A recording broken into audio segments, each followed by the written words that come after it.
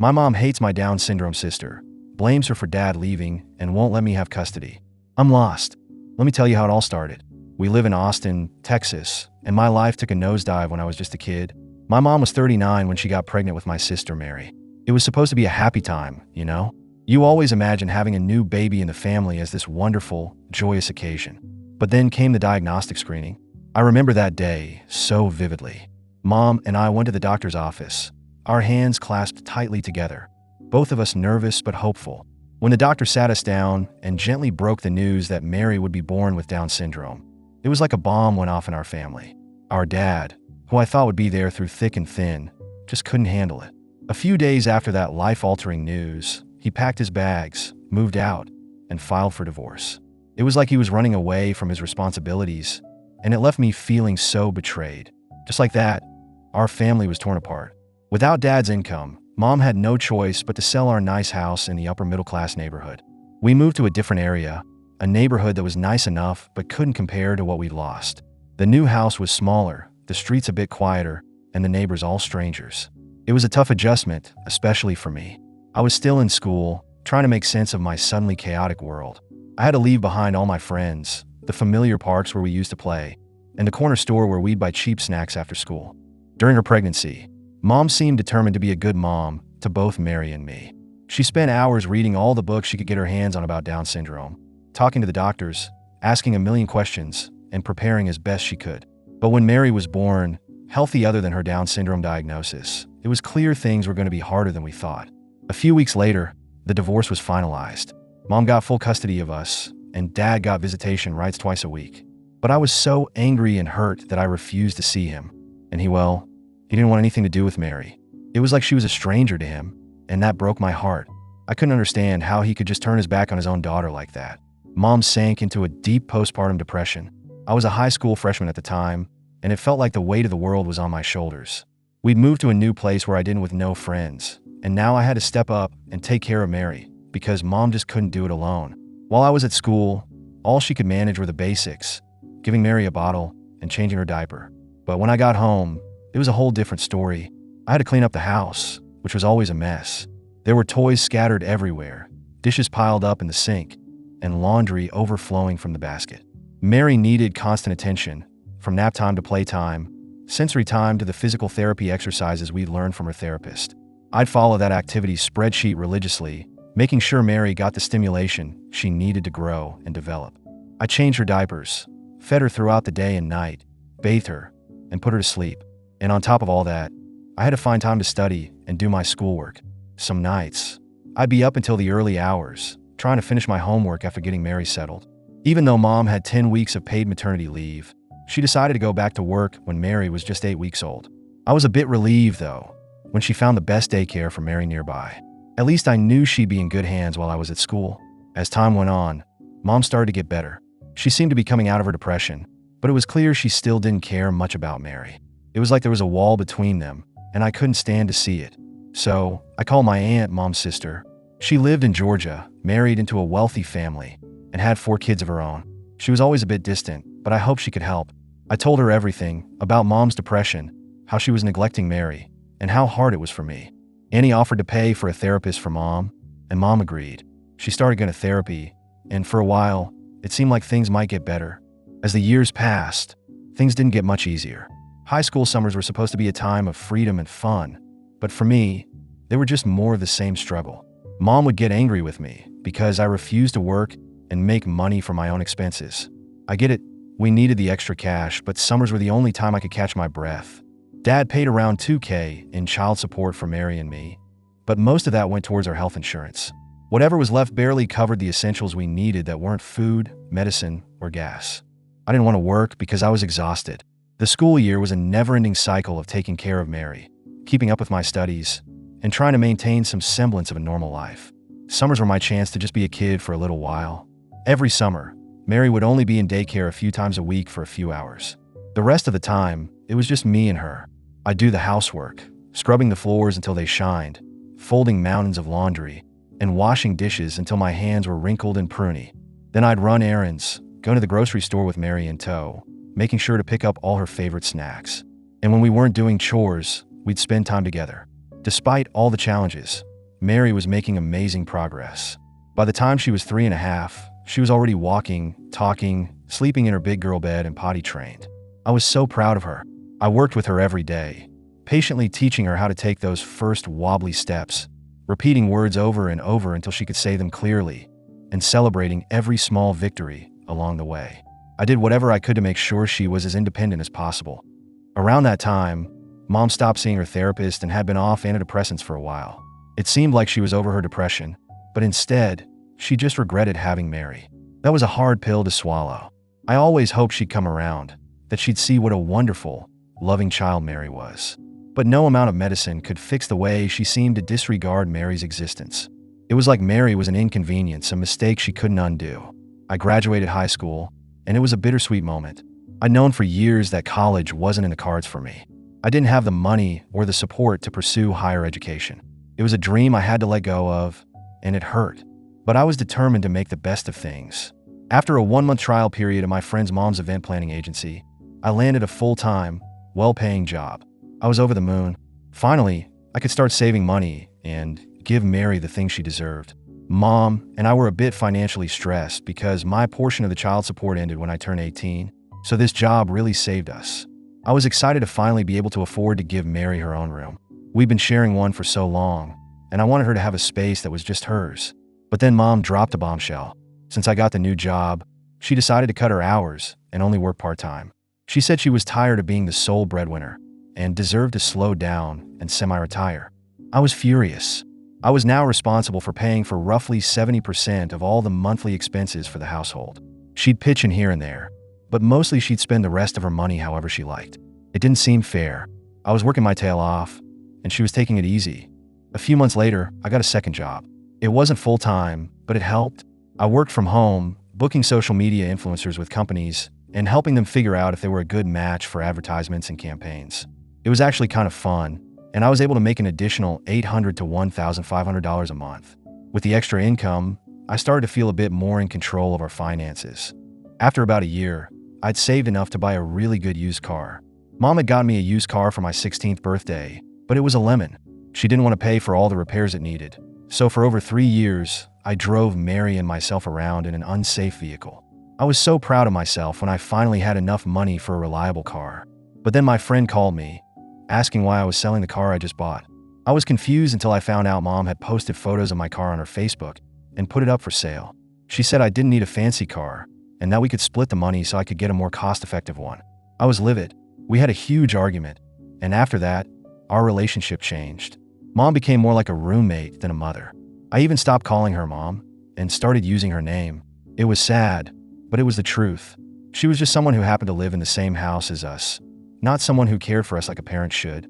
Despite the chaos at home, I was determined to make a good life for Mary and me. I remodeled an upstairs office in our home and turned it into Mary's safari-themed bedroom. I spent weeks painting the walls with scenes of wild animals, putting up a canopy over her bed to make it look like a jungle tent, and filling the shelves with stuffed animals and books about nature. It was a labor of love, and when Mary saw it for the first time, her eyes lit up like the 4th of July. She ran around the room, touching everything and squealing with delight. It made all the hard work worth it.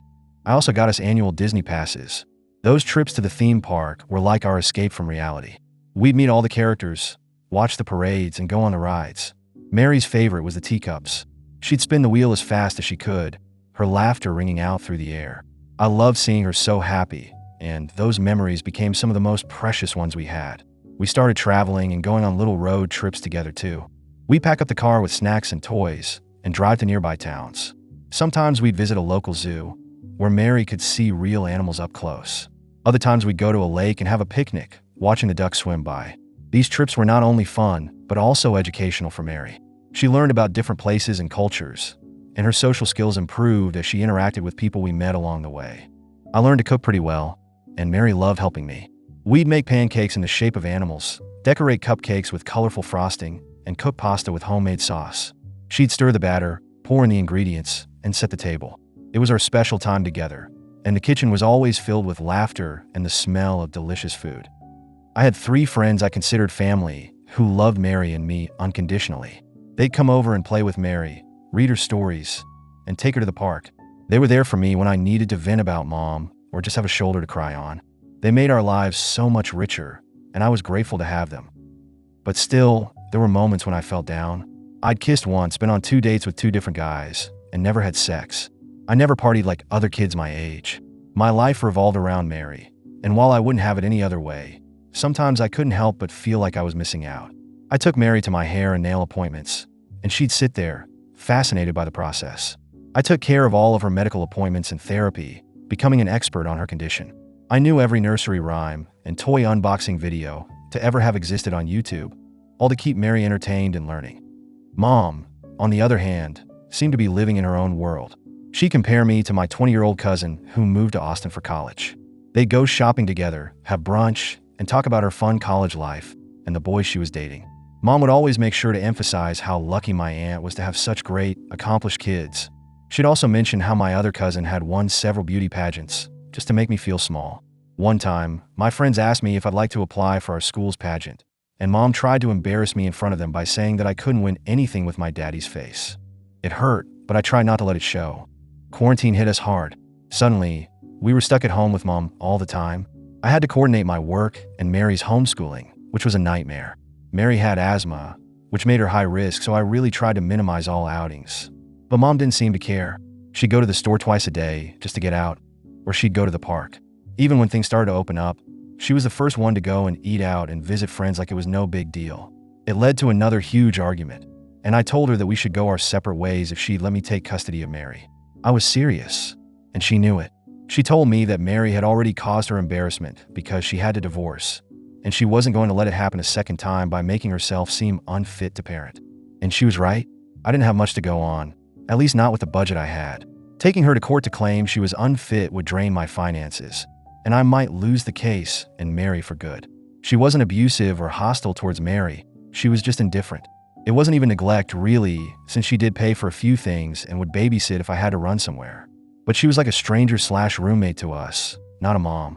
That argument with Mom really crushed me. I was sitting in the kitchen one day, lost in my thoughts, when Mary came to ask me for a snack. I was so preoccupied that I didn't hear her at first, and when she repeated herself, I snapped. I yelled at her, and the moment the words left my mouth, I regretted it. She looked at me with the same hurt and confusion in her eyes that she usually reserved for when Mom ignored her. I was terrified that I was turning into Mom, that the stress and frustration were making me lash out at the one person I loved more than anything. After that, I knew I had to do something. I started saving money like crazy.